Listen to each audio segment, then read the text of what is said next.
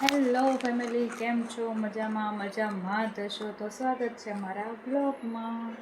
આજનો બ્લોગ ચાલુ કર્યો છે બપોરે 1 વાગે અને હું નાઈને રેડી થઈ ગઈ છું અને હું જોઉં છું ટીવી.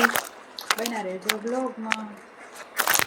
હું ટીવી જોતી હતી તો ટીવી જોતાં મને લાગી ગઈ ભૂખ અને હું બેસી ગઈ છું હલવો ખાવા. જેને ખાવો હોય તે મારા ઘરે આવી જજો. આજે તો સવારમાં અમારી સોસાયટીમાં એક આંટીએ સુસાઇડ કરી નાખ્યું છે. હું નીચે જઈશ ને તમને બતાવીશ. આ અમારા સોસાયટીની બિલ્ડિંગ છે. 14મા માળેથી એક આંટીએ સુસાઇડ કર્યું. આ જગ્યા દેખાય છે, અહીંયા ગાડી ઉપર પડ્યા. એમનો નાનો 3 વર્ષનો છોકરો હતો, એમની હારે સુસાઇડ કર્યું. બોલો.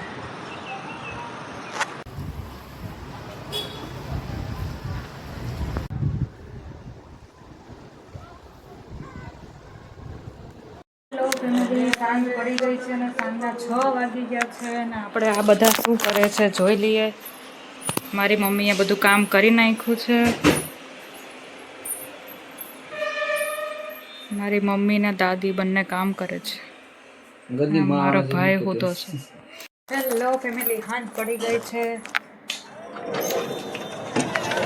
અને હું સાવ નવરી છું. રોટલી કરવાની છે પણ મારા દાદી મને લોટ બાંધી દે છે, પછી હું રોટલી કરું.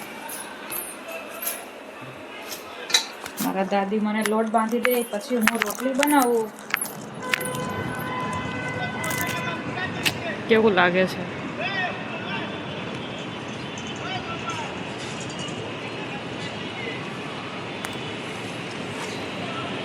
હેલો ફેમિલી, હવે હું બનાવું છું રોટલી. મારી દાદીએ મને લોટ બાંધી આપ્યો છે ને હવે હું બનાવું છું રોટલી.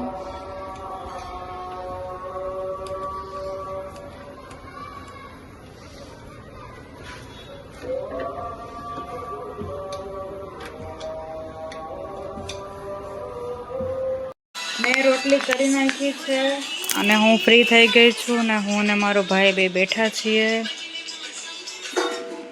ટીવી જોવાનો કંટાળો આવે છે એટલે અમે બેઠા છીએ.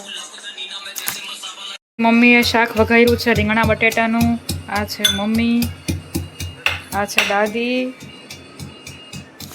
આ છે હું. હેલો ફેમિલી, હવે હું બનાવું છું લાપસી. તો ફેમિલી, મેં લાપસી મૂકી દીધી છે. હું બનાવું છું લાપસી.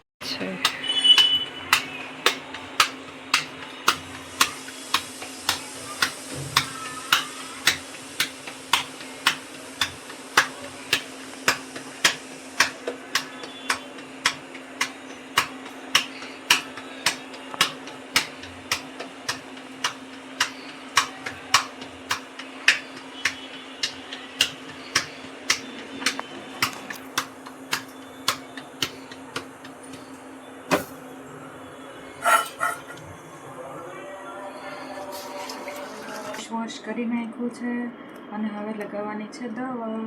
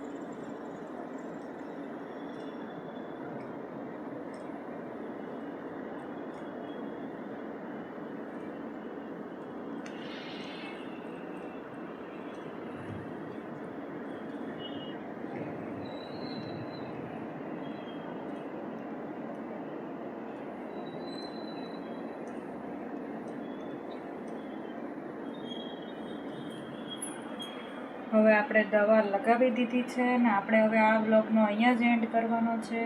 હવે આપણે સૂઈ જવાનું છે. કાલે મળીએ કોઈ નવા બ્લોગ હારે. चाहे मैं रहूं जहां मैं चाहे तू ना रहे,